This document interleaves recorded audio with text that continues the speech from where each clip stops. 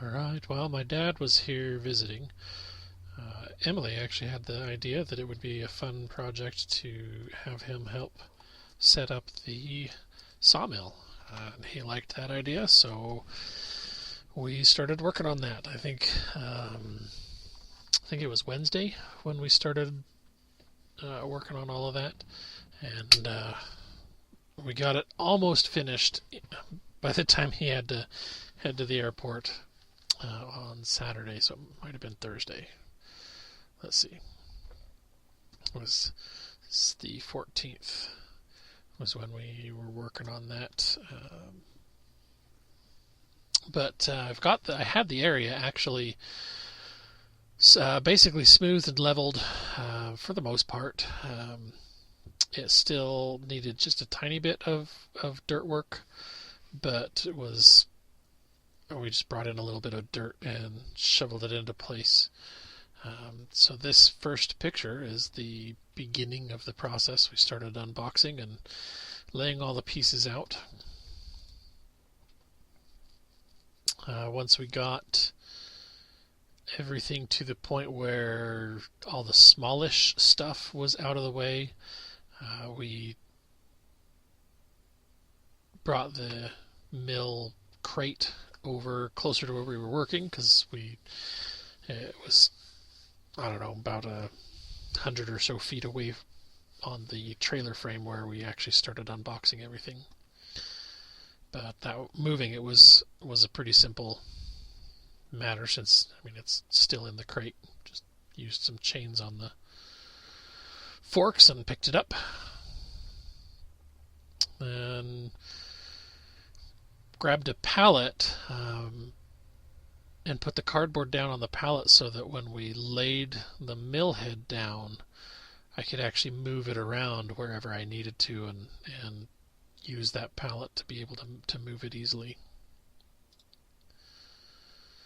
Then it was a matter of building the temporary rail structure. So this is 2x4s on edge, that we alternated so that they create a nice solid beam. And this is like I said, it's a temporary setup. The place where the mill is eventually going to live will actually have a nice large barn that will house the mill when not in use, with some doors that can close around it. And it will also have a concrete pad that I can drag my logs up onto.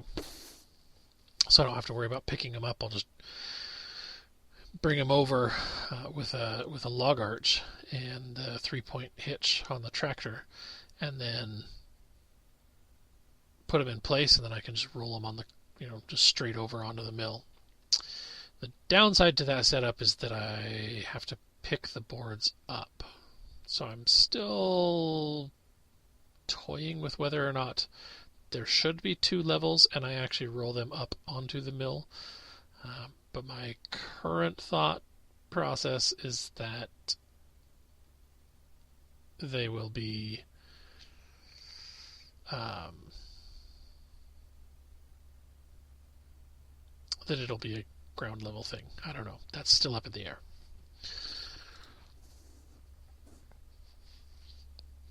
So we just kept trucking along and putting everything together. There's not really too much to that particular process. And then this is what I was telling you about. We just brought, this is some sandy loam that we had available, so we brought that over, and then anywhere it was too far out of level, we just used it to kind of fill in around the pressure-treated boards. Then I ended up deciding I didn't want everything on the ground, so we stacked everything on top of we flipped the crate over and used that as a temporary table. That actually worked quite well.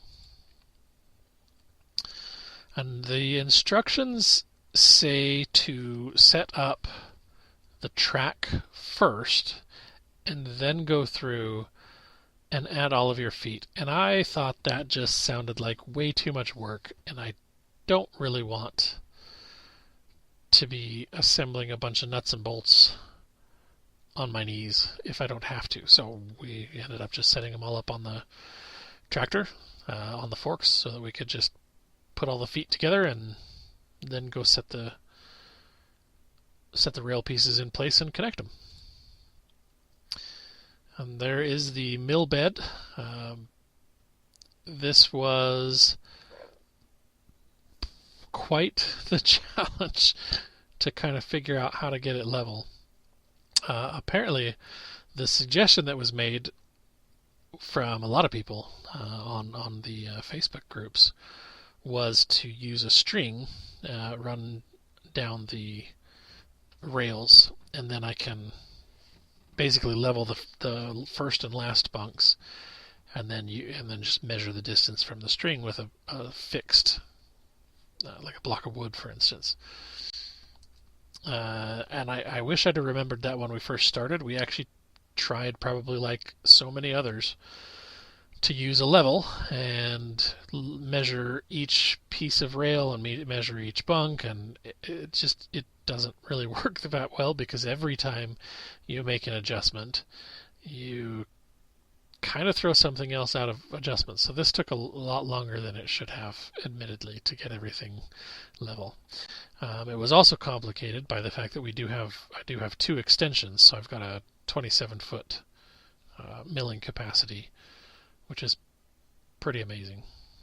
25 feet, 27 feet. Well, I guess the mill head, so yeah, about 25 feet of actual cut capacity. Once we got this set up, it literally took me like 25 minutes, I think, to go through and measure every single one and adjust them. And when I got to the end of one side, the first ones were still exactly where they needed to be. So then moving over to the other side, same thing. It worked out so much easier. So this is definitely the way that I would recommend anytime you need to level a mill. So now we've got all of the stops in place. We've got all of the log clamps in place. We're basically ready to put the head in place. So we started working on the head, working my way through the instructions there. But for the most part, it actually went really easy. The manual is actually pretty good. Pretty easy to understand. They do have pretty good drawings for almost everything.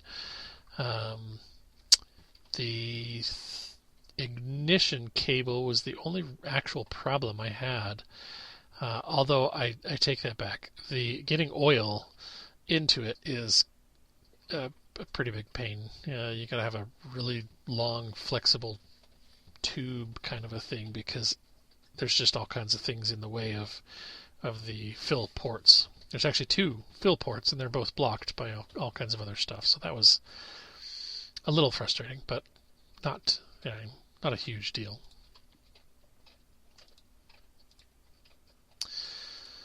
So then we decided it was time to take a break. On Saturday morning, we figured we didn't spend enough time just relaxing and hanging out, so we decided to play some rounds of Nidavellir Friday night and Saturday morning, and that was actually a lot of fun. It's a super awesome, fun game. You build a army of dwarves to go slay the dragon. By the end of 2 eras, whoever has the most points in their dwarf army gets to be the winner, and the king hires them to go slay the dragon.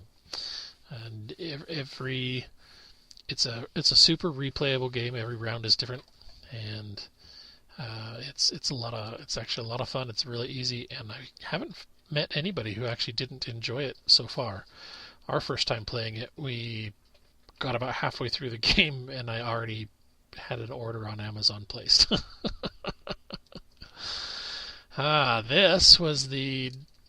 We decided we wanted to do a fancy breakfast Saturday morning.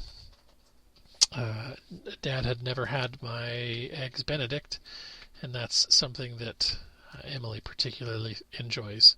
So we decided we would do that, and we ended up having two styles. The one on the left is just a regular traditional ham eggs Benedict. The one on the right, however, we had some leftover lamb from the Mexican restaurant we went to on Thursday night. And so we decided to try and do a saute blend. So we put some onion and zucchini, I think, if I remember correctly, and threw that all together.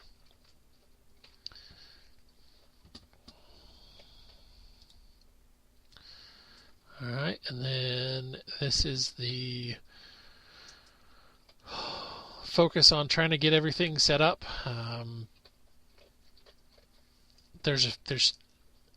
I get myself in trouble sometimes, and I think things through a little differently than other people, I guess. I don't know. But I had the thought that it would be easier to put the top bars on before we actually lift the support arms up, because that top bar's, kind of heavy. Turns out that the cross brace, there's a cross brace in between the two pieces that actually blocked it, so we ended up having to undo the top bolt so that we could tip it up and over. But it worked. If you want to do it this way, you just have to undo, leave that top bolt out, and then you lift the whole thing up and swing that over the top so you can put it in place. But it wasn't too big a deal.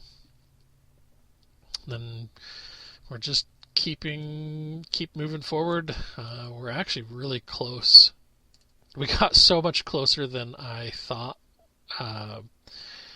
There's a lot of pages in the book, and we were like, I don't know, it seemed like we were only halfway through, but it turns out we were like, I had to do the throttle cable, the lube cables,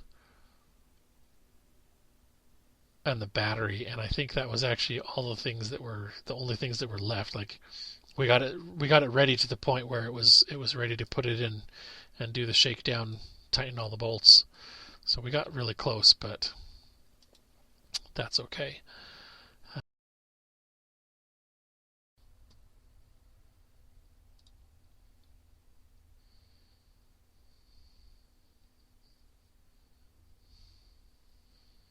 Most of this stuff was really only, I mean, two people was kind of enough to do everything, so Emily started getting some video footage for us. Or of us, I should say, I guess.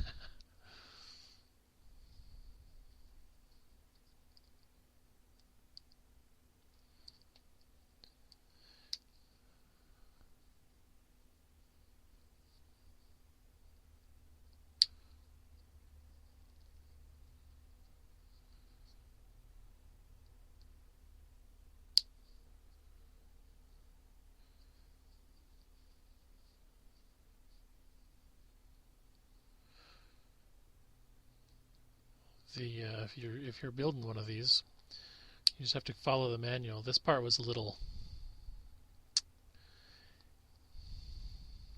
frustrating, I guess. The bolts are literally right behind the band wheel, so that was kind of a mild annoyance. But it really didn't. There wasn't anything special. It just required a socket extension.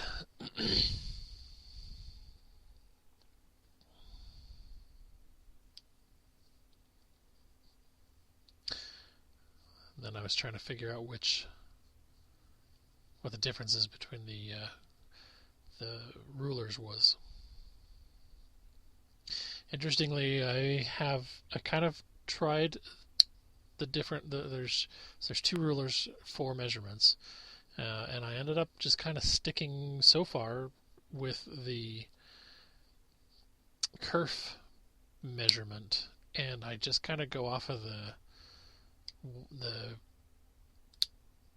dimensions on the actual kerf. So all of my lumber so far has been cut oversized, because it's accounting, like if I'm cutting it at a 4-inch board, I'm actually really cutting it at like 4 1/4 or whatever that would be, because it's including 4 1-inch increments plus 3 kerfs for each of those, what would have been 1-inch cuts.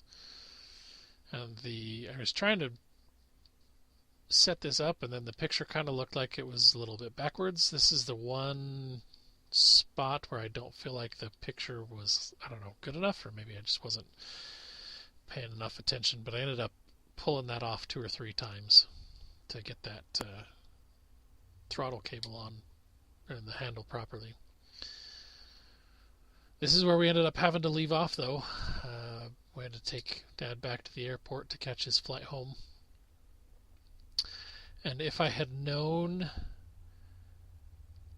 then what I know now, I would, I literally put tightened the cable, put the drain hoses on, and then hooked up the tractor and set it on the mill. So that, I don't know, it just would have been kind of fun to have him see this part in person. Kind of like the fruition of all of that labor. And so here's a different view, setting up my cell phone on our little makeshift table.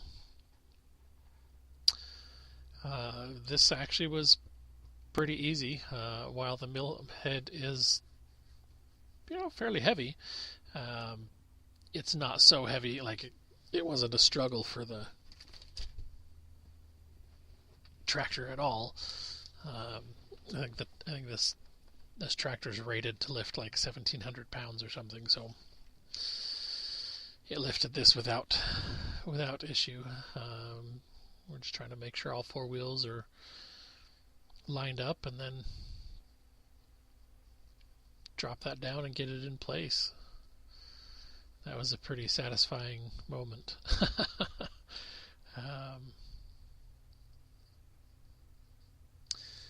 The mill does tend to roll backwards just a little bit. That's the downside to the string method, since you're not actually running a level down the rails. You might get it off just a tiny bit, but the most important factor is having everything perfectly flat. And that's the most important thing. And this, I was actually trying to figure out why it was stopping. It was catching. It's kind of hard to see, but there's this little nub kind of a thing here. And no matter how, I couldn't push it to the side far enough. So I ended up having to take my grinder and just hit that real quick, so that that little tiny nub was gone. And once I got rid of that little blip nub thing, it rolled past this clamp bar without a problem. So I don't think it was an issue. It was just a tiny minor manufacturing defect. I don't know that any QC would have actually caught that, since you don't assemble the mill. But here is the mill completely assembled, ready to go. I was pretty eager to get this going, so as you can see from this picture, the sun's already setting, and I had to put something on it, so I grabbed one of the first log that I could get off the log deck, that happened to be a cottonwood that was about a little over 8 feet long. It was 15 inches at the butt, which is the side the mill is at, and then it was just over 13 inches at the top. So fairly straight for the most part. There is just a tiny bit of a bend there at the base.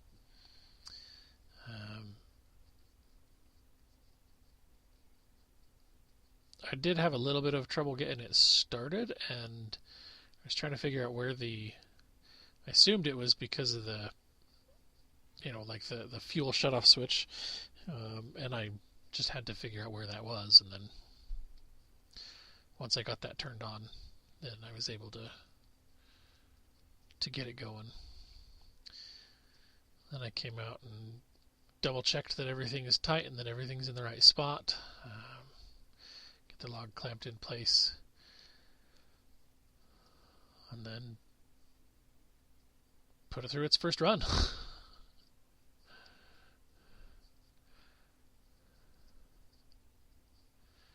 I don't know that the cottonwood is really a super great test, I guess, but I mean it's just soft, fairly soft wood, so it worked really well. But the thing is, I didn't actually notice a difference between this and the noble fir and the ash that I have milled so far. The saw just goes through everything super easy.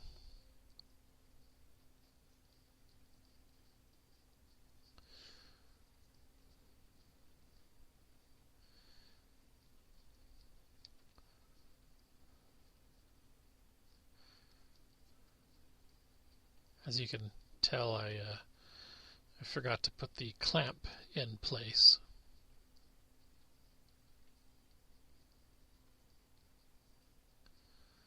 And poor little Charlie, you see his ball there by my foot. He's just so eager to play. Doesn't matter what you're doing, you gotta play. See, they dropped his ball there. He's been a good dog. We had a friend that was in an apartment in Utah, and their place was a little too small for the dogs that they had, and Charlie's a very, very energetic dog. And he had a post on Facebook that they were trying to find a new home, so I showed Emily the pictures of him, and she said she thought he was a cute dog and would enjoy having him. So I sent him a message and said, hey, if you bring him out here, we'll take care of him. So a couple weeks later, they came out and visited, and we hung out and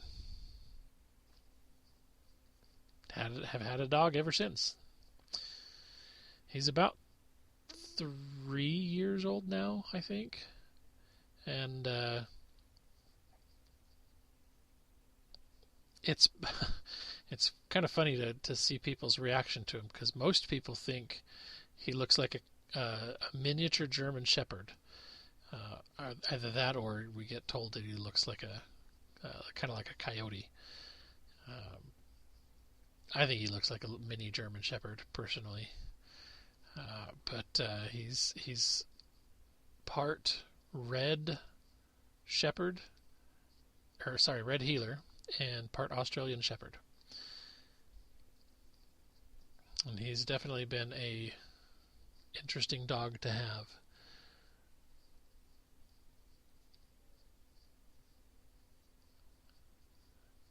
He gets pretty confused with this because he keeps seeing me in his mind. You can tell he sees me pick up a stick and throw it down, and he can't figure out why I'm not playing with him since I'm playing with sticks.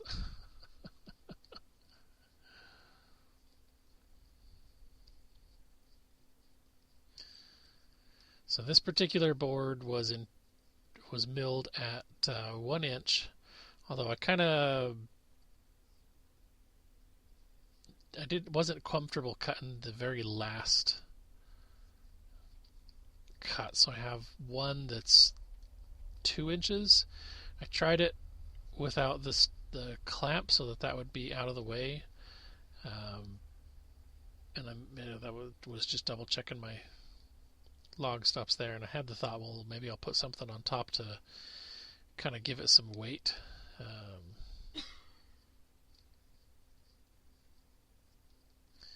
That didn't work, so I didn't like how low it was, how close it was to the stops. So I raised it up by putting another board under it, and then I tried putting some more weight on it, and it just still didn't quite work. So I ended up giving up on that. And instead I decided I would just have a pair of 2x4s instead of a 1x8.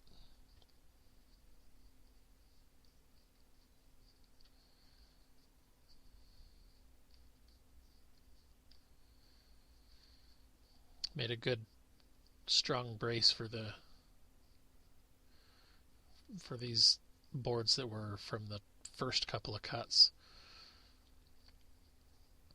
I was just trying to figure out how I could get, take off a little bit at a time to make sure I got as straight a cut as I could with getting off as much, and then but also leaving as much as I could so they'd be as wide as possible. Since this is all be used as siding on one of our sheds, except for the 2x4. I don't know what to do with that. So in total, there was 8 1x8s, 4 1x4s, and 2 2x4s out of that 13-inch log. So not a bad yield, if I do say so myself. So this is the next day. I definitely had a bug to get milling, and these are some noble firs that I had actually started working on last year with the Alaskan mill. And we just got far enough along that the Alaskan mill, well, that mill was purchased with the specific intent to allow me to start milling until I could get a bandsaw mill. And then the bandsaw mill is sort of a temporary measure. If I end up selling lumber, which I don't know that I will, if I end up doing a lot of milling for other people, which again I don't know if I will, I might, because it's just easy money, really. But if I do that and end up seeing that I'm actually doing it quite often, and especially if I end up with a lot of opportunity to go to other places to mill, the end goal is ultimately that we would love to have a swing blade, so we just set the mill up right on top of the log and mill away, pick your boards off as you go, and then you don't have to worry about moving logs, which is easily the single hardest part about milling. I don't know if we'll get to that point or not, but all of these were, like I said, they were started with the Alaskan mill, and so I'm trying to kind of just figure out what to do with them.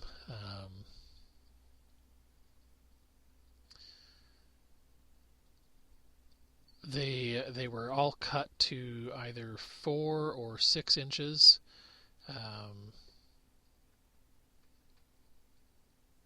That particular piece had been stuck in the mud, so I decided to just use the circular saw to get rid of that real quick. The ones that were straight enough, that stayed pretty straight, like these two, I didn't feel they needed to be cleaned up on the top and bottom, but just squared up a little bit. And part of the goal here was just practice, just to keep doing stuff that was fairly easy to move around, because these are fairly light. The claim is that lumber takes a year per inch to dry, and I don't believe that, actually. I mean, it depends on the species, I guess, but it's too broad, too general of a rule. These were all, like I said, about 6 inches by 6 to 10 inches wide. A couple of them were 4 inches thick, but most of them were very, very light. They were very dry.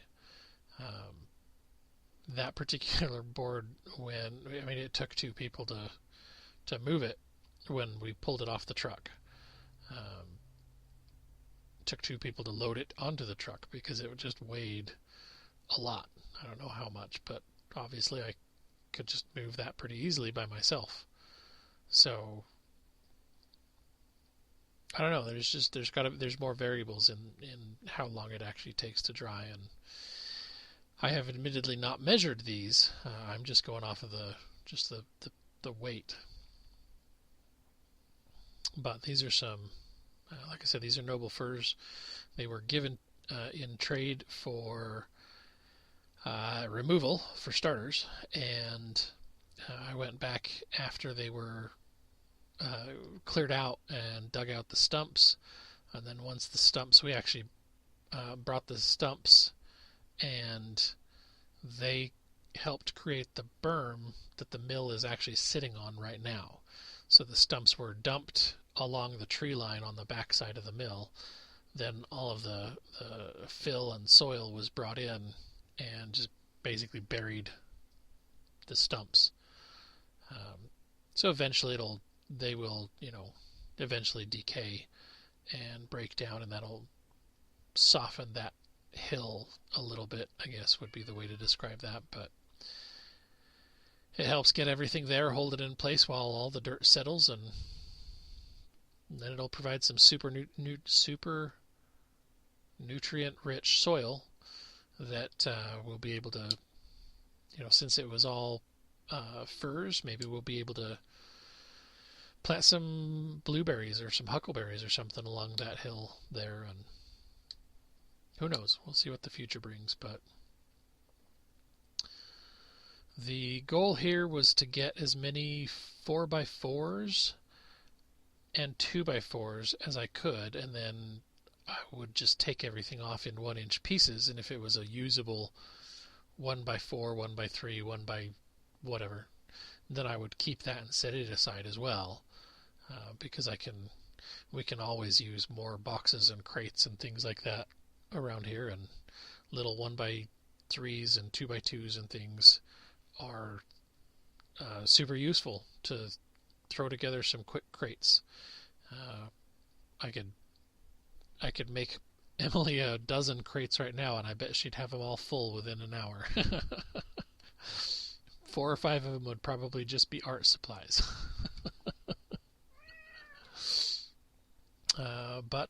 Yeah, it was really fun to actually see these and work with these particular logs. These 4x4s are going to be the posts for a kind of a. It's going to be a trailer. We've got an old trailer frame where the camper trailer was demolished and removed. We kept the frame. We've got a couple of those frames actually, and we're going to build trailers on them. This particular one is going to basically be an office and living/gaming room kind of a thing. So it'll have some cupboard storage, and this, we'll have some nice big windows, and it'll be over in our entertaining pavilion area. So, when we have people visiting, we have a nice area that's, if it starts to rain or whatever, we can go in and have a place that's shaded and protected from the rain and whatnot.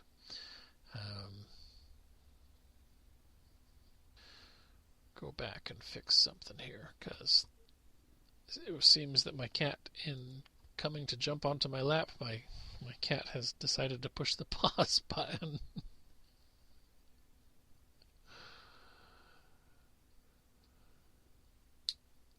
Kitty paws and keyboards are dangerous. They're very talented at pushing all the wrong buttons.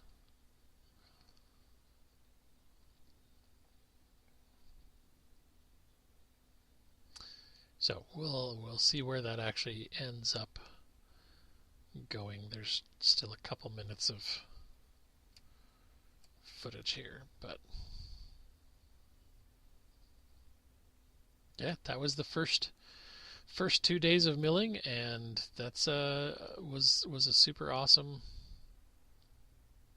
yield, and Charlie was super happy that I was finally playing with a stick there, one of the scrap pieces.